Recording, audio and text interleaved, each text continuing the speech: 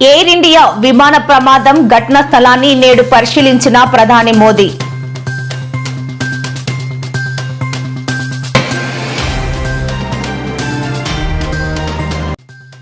వైజాగ్ పర్యటన రద్దు చేసుకున్న ఏపీ సీఎం చంద్రబాబు. అహ్మదాబాద్ విమాన ప్రమాద ఘటన నేపథ్యంలో ఈ నిర్ణయం తీసుకున్నట్లు వెల్లడి.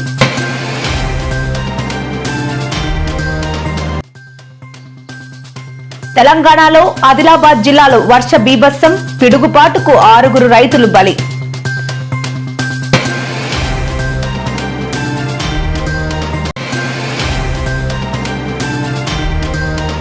నన్ను, నా కుటుంబాన్ని కూటమి నాయకులు వేధిస్తున్నారన్న పెన్ని నాని. నమ్మిన వ్యక్తే తనను మోసం చేశాడని ఆవేదన.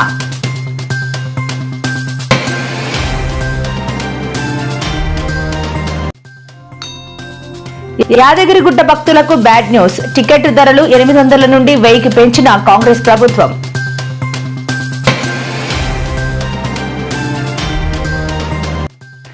నన్ను, వైసీపీ నాయకులను కూటమి చేస్తున్నారంటూ నేడు కొన్ని ప్రముఖ మీడియాలపై ఫిర్యాదు చేసిన